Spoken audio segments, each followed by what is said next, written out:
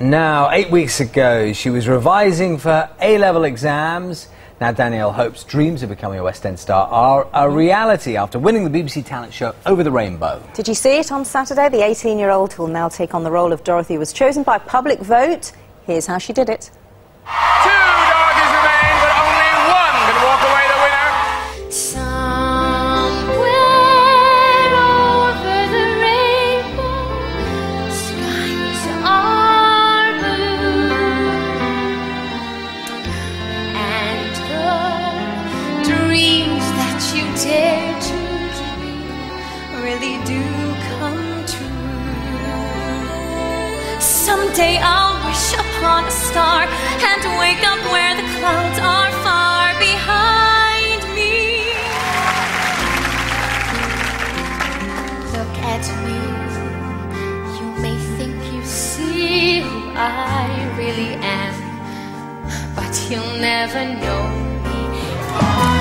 Hey mambo, mambo italiano. Hey mambo, mambo italiano. Go, go, go. You mixed up Siciliano.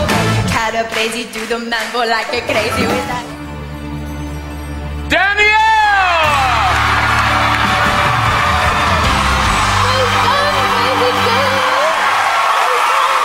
Do they fit? She's in! I'm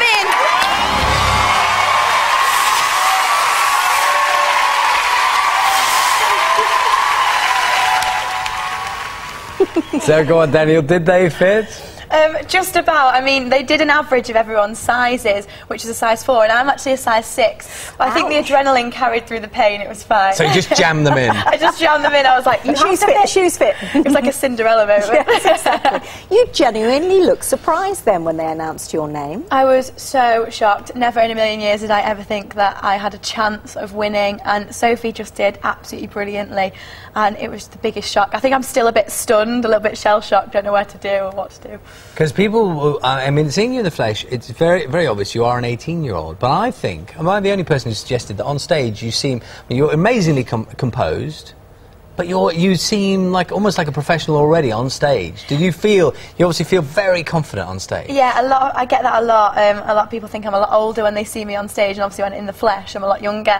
I think I just get my serious professional focused head on, and I think, right, you know, don't cry, keep a straight face, this is a job, you know, this is it, just stay focused and composed. And I think once the cameras turn off and we're off, you know, set, it's just like, wow, and I become you know, the little girl again. But no, it's just been such an incredible adventure so far. I read in the paper that when you were a little girl, you were actually very shy.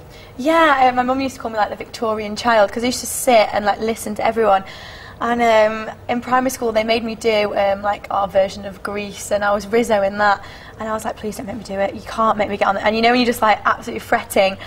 And after I got up I just realised that I really enjoyed being someone else and performing, and you know when something just clicks. And yeah, so ever since then I've just tried to pursue this career. I hate to be boring, but shouldn't you be doing your A-levels? Yes, I should. And I'm actually finishing my theatre exam on the 9th of June. So you are now. Are you revising at the moment? Not at the moment. I've got to get the play again. Get on with it. What are you doing? Really? So you've got an A-level coming up? Yes, I've done my practical exams. I've got all my S grades, and then I'm just finishing off. I finished my musical theatre BTEC qualification. I couldn't finish my dance A2 because I just couldn't physically do the practical exam because of this. But I'll be able to get my theatre qualification, which is really great. I think really it was an examination every time you appeared on stage. Oh my gosh, I know. It was like an education in itself being on the show, and what an education. It's been fantastic. When do you actually start rehearsals? We start rehearsals in about December, but obviously we need a cast first, so we'll be casting the show soon. You've got the dog though, you've got Dangerous Dave. Yes, we've got Dangerous Dave. He's ready and raring to go.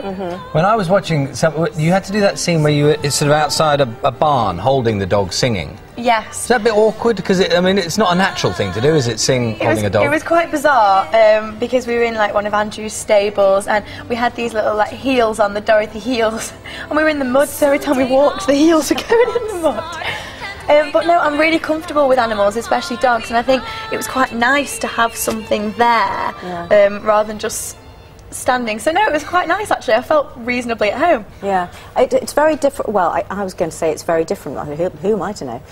There you are, sort of on a Saturday night in front of the audience and on television. Then on the West End stage, doing a performance. Presumably, what, 8 times a week? Will you be doing 8 times shows a week? Yeah, it's definitely, and I think this show has really given us all, and you know, me especially, a massive stamina increase, and that's really great. And I think, you know, with the show, you've got to get the balance of a live studio audience and the cameras, and you know, working all that out. And for us, you know, we'd never worked with cameras, so that was something quite new, and I think that's pretty much a skill in itself. But this is going to be like live to a theatre audience 8 times a week. But I can't wait. I'm really, really excited. And now you're the winner, of course. You can think back. I mean, do you think at any point in the process, did you do substandard performances? Were there days when you thought, you know, this week I'm in trouble? I think, yeah, there was a couple of weeks when I just didn't believe in myself at all, and I think it's always the week after you've been in the bottom 2. And there was Could It Be Magic? I was just so panicked about. I don't know why. You know when you just get a song and you're like, ah! And that was the week I was in the bottom 2 as well, so I was like, oh, it just confirmed my doubts.